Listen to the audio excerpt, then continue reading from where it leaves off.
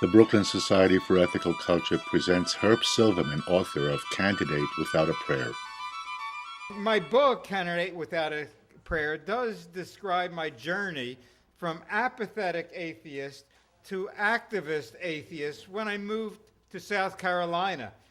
My Orthodox Jewish background growing up in Philadelphia played into my life choices, so you'll hear a little about the values in which I was raised, or more accurately, the values in which my family tried to raise me. Now, I'm a serious person, but I don't take myself too seriously, so I hope you'll enjoy the serious side of my funny stories and the funny side of my serious stories. I enjoyed studying Torah. That's the Hebrew Bible. And for me, the Talmud was even more fun, where sages constructed clever arguments about biblical passages to justify their points of view, even though they often came to opposite conclusions. And perhaps such Talmudic study might help explain why many Jews grow up to be lawyers and atheists. In Hebrew school, we were encouraged to ask questions, though one question apparently was off bounds when I asked, "Who created God?" Apparently because there was no good answer to that. But there was one Talmudic question I really liked, and that was when our Hebrew teacher asked, why does the Bible say God of Abraham, God of Isaac, and God of Jacob, instead of the more concise God of Abraham, Isaac, and Jacob? The Talmudic answer was that each of us must search for and find our own God. And my extensive search led me to a God who did not exist. My first teaching job was at Clark University in Worcester, Massachusetts in 1968. That was during the Vietnam War. After one protest, a number of us were arrested for blocking the draft board, and I spent a brief time in jail where I shared a cell with one of my math students. And he asked me for math help while we were in jail. And just about the time we were released, he finished his homework. So for me, my first time in jail was a lot like holding office hours. And my actions did not stop the war. But I did make one civil rights contribution around that time. When a PhD student of mine at Clark University passed her qualifying exams, I took her to a local Worcester bar. But the bartender told us we would have to leave because it was for males only. The next day, I went back to that same bar with an African American female. And the bartender apparently would be more uncomfortable being called a racist than a sexist, so he did serve us. On that third day, I went back to the bar with my female graduate student, and the bartender was a little uncomfortable, but he served us. And from that day forward, that Worcester bar admitted women, thanks to me. You know, this is the first time I've ever been applauded for drinking. I moved to South Carolina in 1976 to teach at the College of Charleston. That was my first trip below the Mason-Dixon line, and it was a bit of a culture shock for me, and I think for Charleston as well. The college had not integrated until 1967. There was a lot of racism and sexism that's still present in South Carolina, though a bit more subtle than it used to be. And in my book, I describe a number of instances I saw, both in the city and at the college. But after teaching at the College of Charleston for 14 years, I thought I had gotten to know South Carolina pretty well. but I underwent a major change in 1990. You might ask, why would a liberal Yankee Jewish atheist with 4 strikes against me decide to be a candidate for governor of South Carolina? It wasn't through blind ambition, and certainly the devil didn't make me do it. There really was a method to my madness. A colleague of mine at the College of Charleston pointed out that our South Carolina Constitution prohibited atheists from becoming governor. And I knew that the U.S. Constitution prohibited religious tests, so I went to the ACLU to see how this obviously unconstitutional provision could be challenged. And the lawyer there said, we would have to mount a legal challenge by having an atheist run for governor. And he asked me if I would be willing to be that candidate. After much thought, I agreed. But after filing for candidacy, I learned that the atheist is a very provocative word, and not just in South Carolina. The National Associated Press picked up this story, and the following day, I got a very distressed call from a woman in Philadelphia. My mother.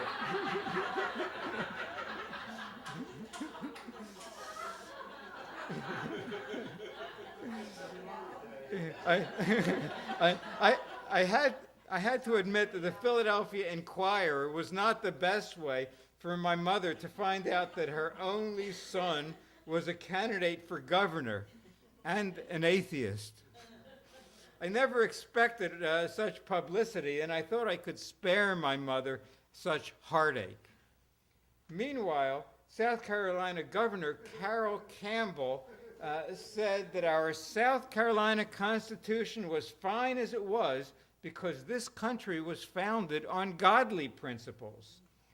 I was invited onto a number of radio talk shows.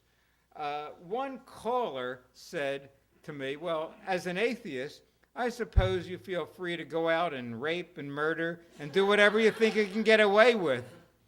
My response to him was, with an attitude like that, I hope you continue to believe in a God. I learned I didn't just want to change the Constitution, I wanted to change some of the hearts and minds of my fellow South Carolinians. The media would usually introduce me as a so-called atheist or an admitted atheist. I sometimes would ask the host if he ever introduced a guest as a so-called Baptist or an admitted Catholic. Governor Campbell knew he would have an easy re-election victory, and he refused to debate any of the other candidates. But I participated in a number of three-way debates with the candidates from the Democratic Party and the American Party. If you don't know, that's the old George Wallace Party. And the debates included one on South Carolina public television. And after that debate, my friends thought I had won, but I'm sure the friends of the other candidates thought that they had won. Yet there was one objective way to determine the winner. 1 year later, of the 3 candidates who participated in that debate, I was the only one who was not in jail. The American Party candidate was in jail for driving without a license and refusing to get one because it's none of the government's business. The Democratic candidate, for more traditional reasons, tax evasion. Here are the kinds of questions I was asked during my campaign and my answers to them. What do you think are your chances of winning? Look, I'm an atheist. I'm not a fool. What would be the first thing you would do if you were elected governor? Demand a recount.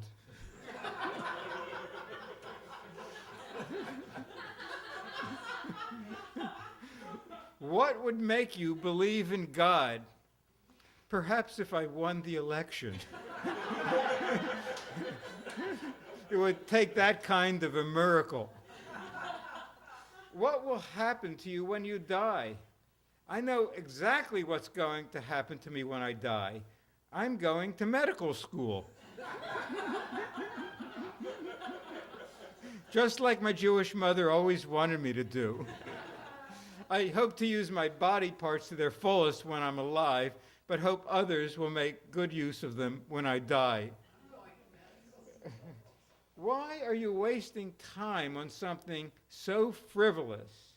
Well, to me, I find it appalling to be barred from an office because of my lack of religious beliefs, and to challenge a law that gives credibility to such religious intolerance and bigotry is not frivolous. I did have my day in court. It was the U.S. District Court of South Carolina with the judge who had recently been appointed under the recommendation of Strom Thurmond. And he decided my case was not ripe. In other words, he would only rule on its merits if I won the election. Well, to the surprise of no one, I lost. But I'm an optimistic kind of a guy, and I always look for the positives in a situation. I made a lot of new friends, but the best for me personally is that I met Sharon, who, and we've been together ever since. We actually met in church. It was the Unitarian Church, the only church that allowed me to speak during my campaign. And as you know, it's a very progressive church. But after losing my 1990 gubernatorial race, and with politics still in my blood, what to do next? I decided to fulfill my lifelong dream of becoming a notary public. That's someone who stamps documents. Actually, I learned in 1990 that atheists were ineligible for any public office, and Notary Public was the one that should be easiest to accomplish.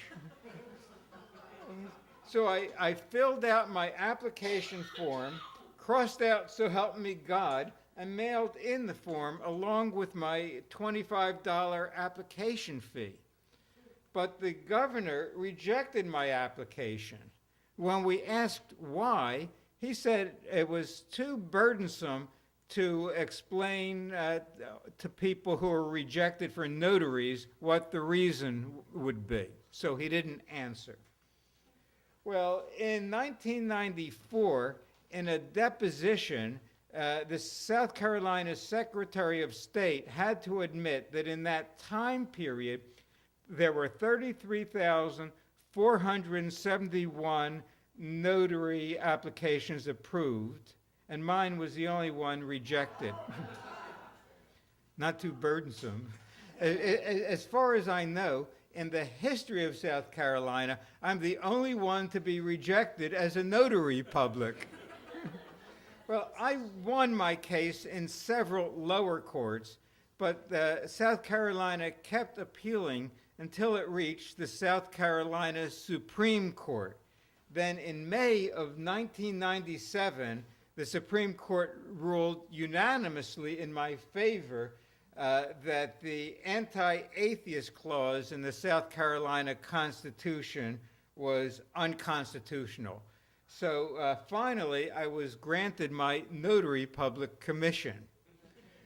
Well, I went to the county clerk's office with Sharon to pick up my notary certificate. We were both very excited, and Sharon would take pictures of the clerk handing me my certificate and of me holding my license above my head in triumph. Now, I don't know what your definition of a loser is, but the others in the county clerk's office who knew nothing about my case had a good chuckle over the fact that the high point of this guy's life seemed to be becoming a notary public.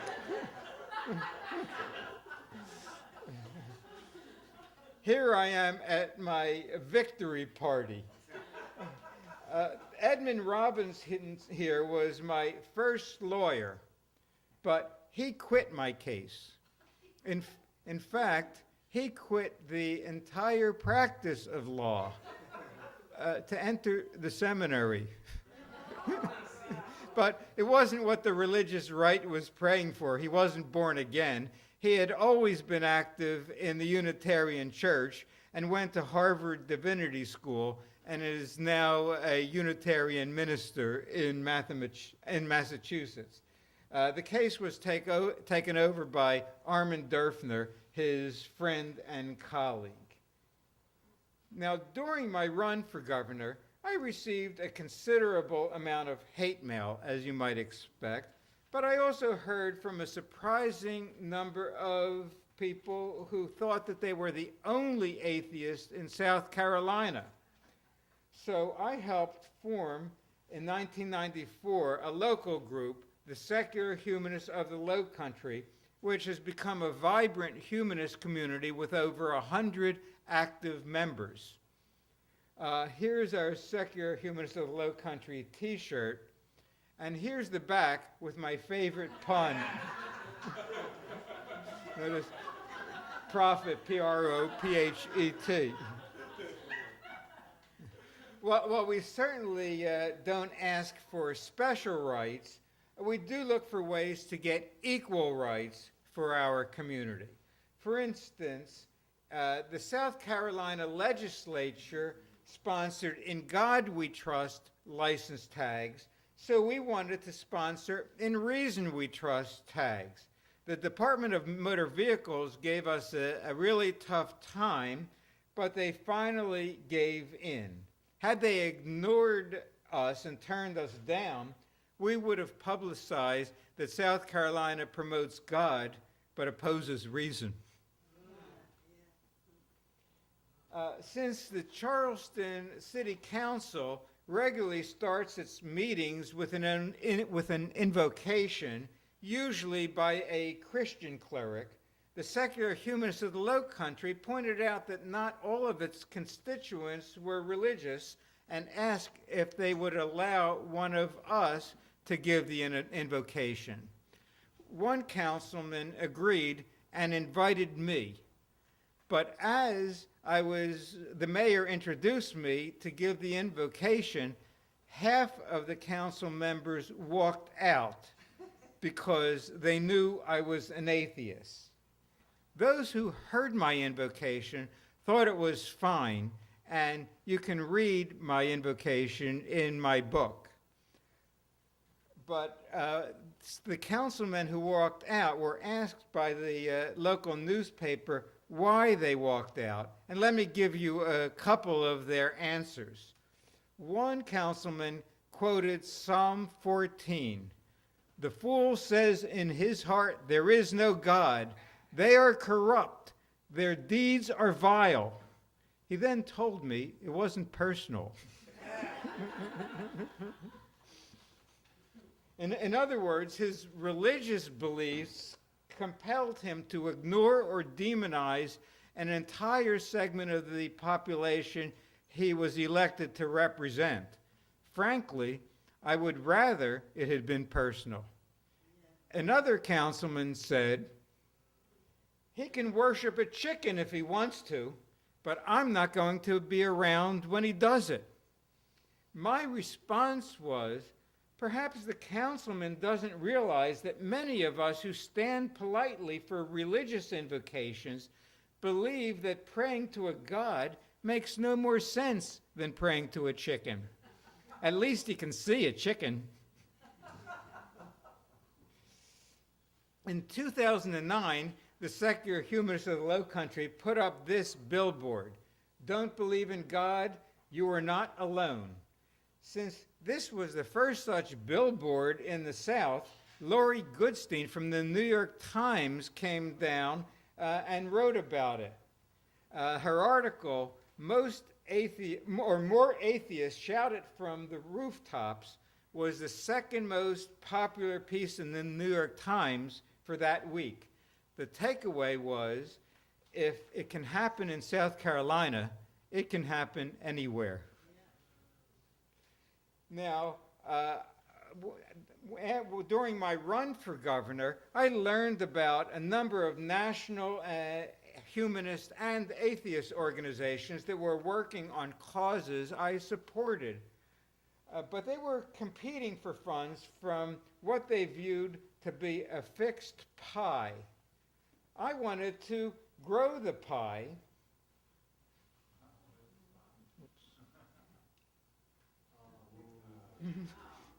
And benefit all of our groups and the movement as a whole. These organizations were spending too much time arguing about labels like atheist, agnostic, humanist, freethinker, whatever, rather than showing our strength in numbers and cooperating on issues that affect all secular Americans. So in 2002, I helped form the Secular Coalition for America, whose mission is to increase the visibility of and respect for non-theistic viewpoints and to protect and strengthen the secular character of our government. The Secular Coalition formed as a political advocacy group to allow unlimited lobbying on behalf of secular Americans. For too long, our non-theistic community has been considered politically inconsequential. There are over 50 million non-theistic Americans, and we advocate for those millions without any God beliefs. So please go to our website, secular.org, and sign up for our action alerts. These are our 11 cooperative national member organizations in the Secular Coalition: American Atheists, American Ethical Union, of which it was mentioned that you're a part, American Humanist Association, Atheist Alliance of America, Camp Quest, Council for Secular Humanism, Humanists, those are Humanist Unitarians, Institute for Humanist Studies, Military Association of Atheists and Freethinkers, our Atheists and Foxholes, the Secular Student Alliance, and the Society for Humanistic Judaism. So you see, the Secular Coalition covers the full spectrum of non-theists. We are not anti-religious because by one component, I might be the most religious person in America. I belong to not one, not two, but three different religions, the three associated with the Secular Coalition: the American Ethical Union, Humanist Unitarians, and the Society for Humanistic Judaism. So I hope you'll check out all of these member organizations and become an active part of our movement. And now for the dress-up part of my talk. In 2007, the Secular Coalition held a contest to nominate the highest-ranking elected official without a God belief. And Representative Pete Stark, a Democrat from California, became the first member in the history of Congress to acknowledge being an atheist. And he won't be the last. A landmark day for the Secular Coalition was a meeting with White House officials in 2010 to talk about issues of concern to secular Americans. This was the first time a presidential administration met for a policy briefing with the humanist and atheist community. As president of the Secular Coalition, I was invited to participate in an interesting debate at the Oxford Union in Oxford, England. It was my favorite debate because of the atmosphere. We were told to wear tuxedos, which I had never before worn, Sharon and I went to a store to rent one, and there I am with my first tuxedo. We were there with a bunch of high school students who were getting ready for their prom, and they were considerably more comfortable in the store than I was. The debate topic was, does American religion undermine American values? I began by saying, you just heard Richard Lowery, editor of National Review, talk about what it's like for him to be a conservative in New York City. Now, I'll tell you what it's like to be an atheist in South Carolina. I then told some of the issues that I had there. And I closed in the debate with, in this melting pot called America, we are one nation under the Constitution, or maybe under Canada, but not one nation under God. But given how the religious right opposes the teaching of evolution or any scientific or social value that conflicts with a literal interpretation of the Bible, we are really becoming one nation undereducated. When the debate ended, the audience of students, professors, and guests voted with their feet over by which door they left the hall, and our side won. Now, Sharon had been a wonderful friend and partner in all of my endeavors. So after living in sin for 10 years, Sharon and I got married in our home. And we got married at 12:01 in the year 2000, so it's an easy anniversary for me to remember. Sharon wanted me to get dressed up for the occasion, so she got me this tuxedo t-shirt to wear.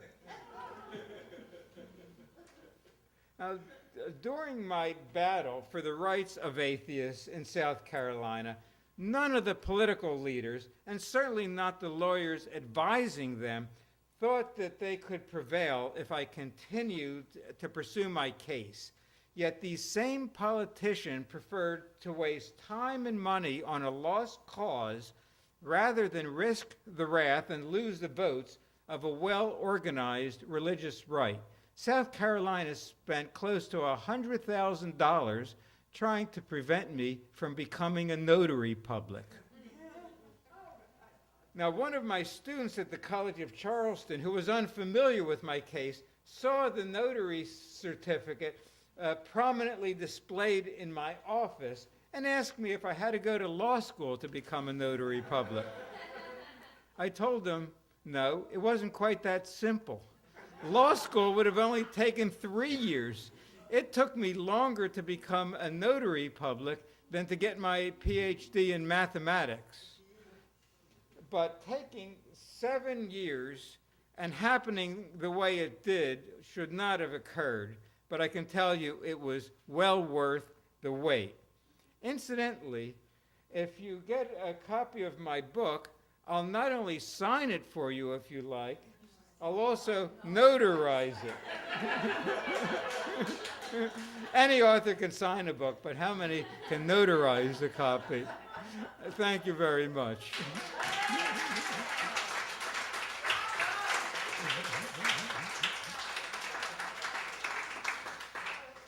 Drawer, if I can ask you to put the lights on, please.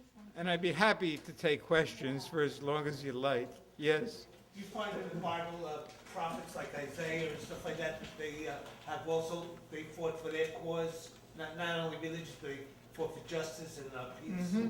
Yeah. Would that be an inspiration to you? Oh, very much so. I'm not anti-Bible, but I treat the Bible like I do Plato, Aesop's fables, all books where I look for the good in them, and I'm inspired by some.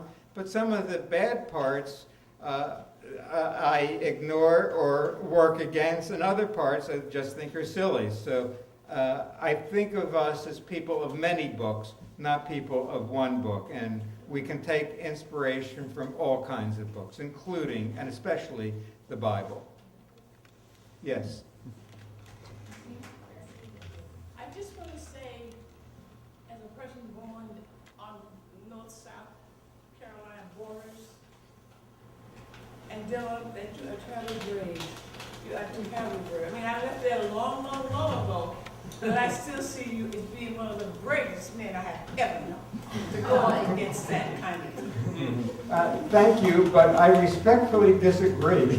Because, you know, I was in academics, and as a college professor with academic freedom, I was pretty safe within that academic community. But I know a lot of people who are atheists and came up to me and say, gee, I wish I could come out of the closet like you can, but I'd lose my job, my family and friends would hate me. And what we're trying to do within the Secular Coalition is to pave the way so others can be more comfortable coming out. That's worked reasonably well for gays and lesbians, though there's still some difficulty, and we're trying to learn from their movement that the best thing that people can do is come out of the closet.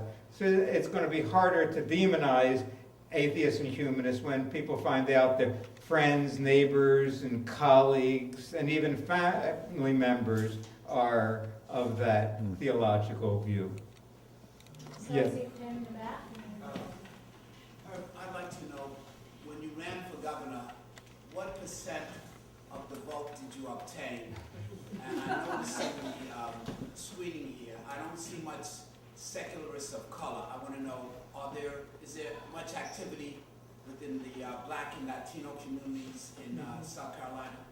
Well, let me mention there are African Americans for Humanism. That's a national group, and we're trying to encourage more to join.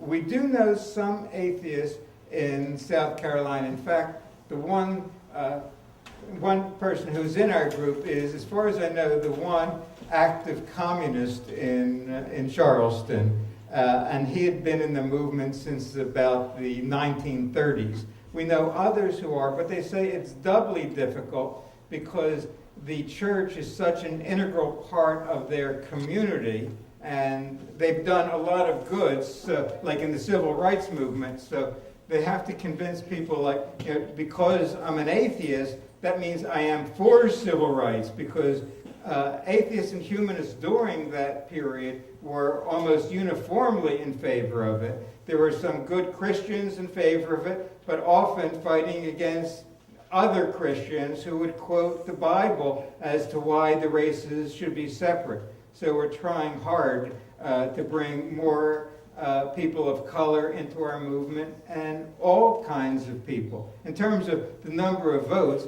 I was not on the ballot, so I was a write-in candidate. And some places they just threw out the write-in candidates. Others, they just announced them how many write-in candidates there were. So I was in there with Mickey Mouse and Donald Duck in the vote count. But officially I got, I think, about 300 votes. If I ran today, I still wouldn't win, but I'd get maybe in the thousands.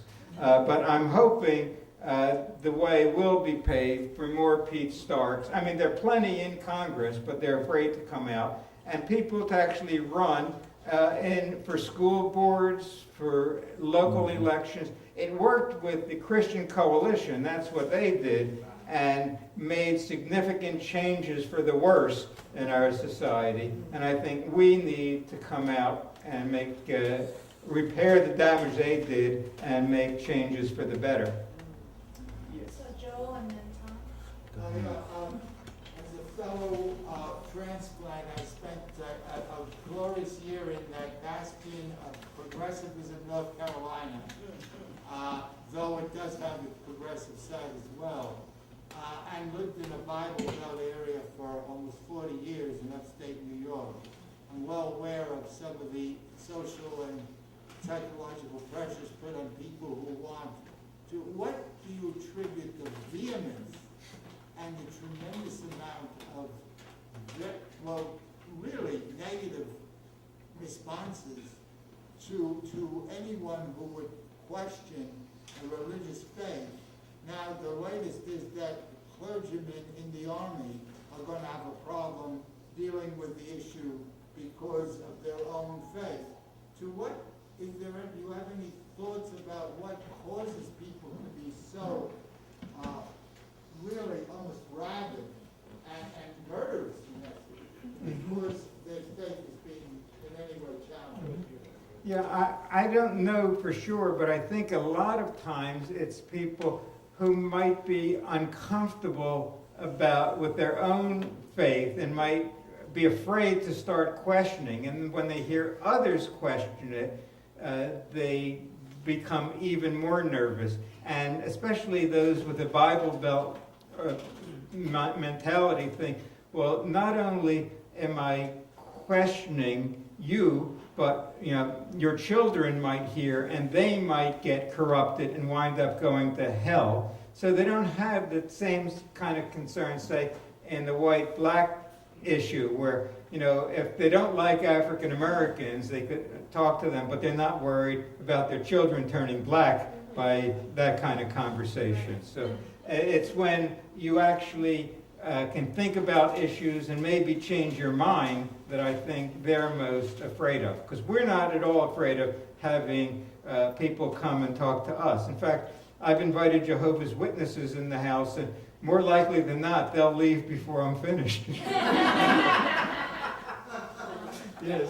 What's your sense of the cohesion of the atheist movement or lack thereof? Are you able to get consistent messaging and branding and advocacy, or are we talking about a bunch of very noisy cats that you're trying to hurt? Well, that was part of the initial problem, that they say hurting humanists and atheists is like hurting cats, they say. And I was pretty optimistic. I thought, we have a couple of cats, and when we'd feed them cat crunchies out of the same bowl, then they'd kind of be friends and get close to each other. And I thought people like Pat Robertson and Jerry Falwell would be kind of the equivalent of cat crunchies. Before there was a secular coalition, I helped form what was a coalition for community of reason. They got to talk to each other, but there was still concern about protecting turf and personality issues that evolved into the secular coalition. Now I think for the first time we're becoming more united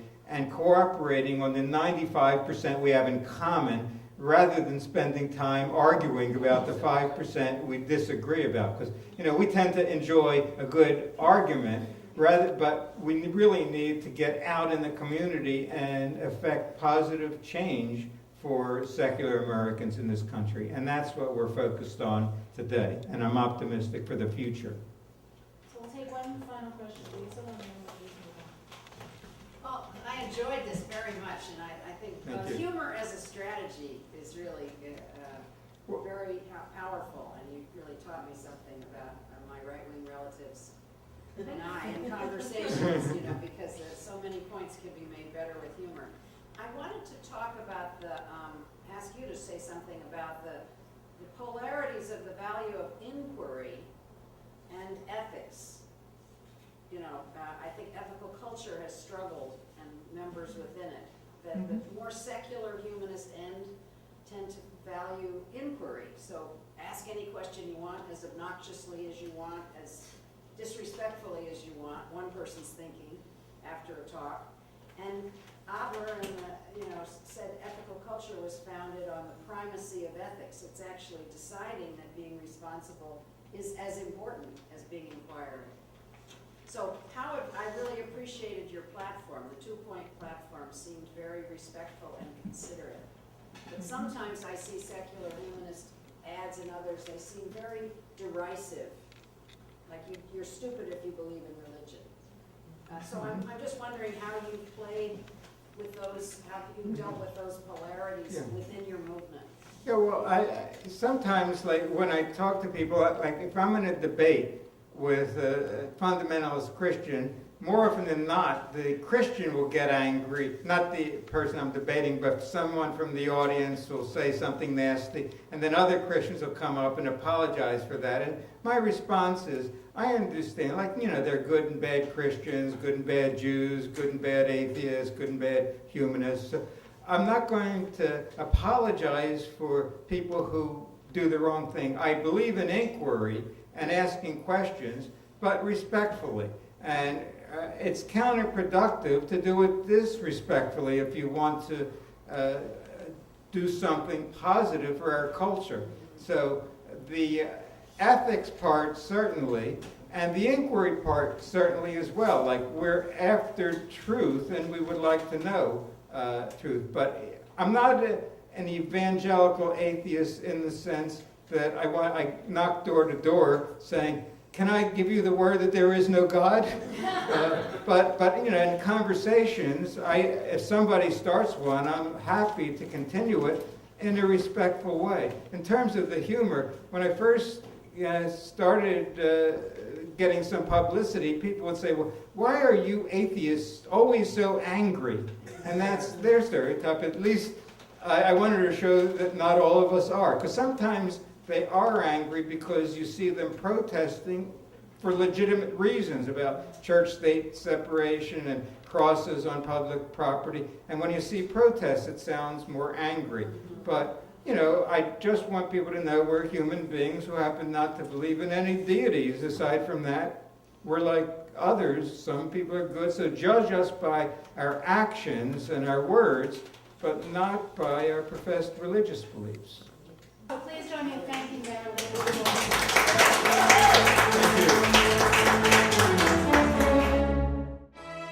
All are welcome to the Brooklyn Society for Ethical Culture at 53 Prospect Park West, across the street from Prospect Park. Platform and children's assemblies on Sundays at 11 a.m. You can learn about each week's program and much more about ethical culture at bsec.org. The Brooklyn Society for Ethical Culture is also on Facebook and has meetups. We look forward to meeting you.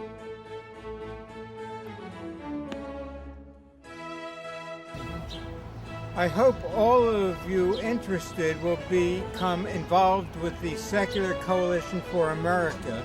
It consists of 11 national non-theistic organizations with unlimited lobbying abilities in Washington, D.C.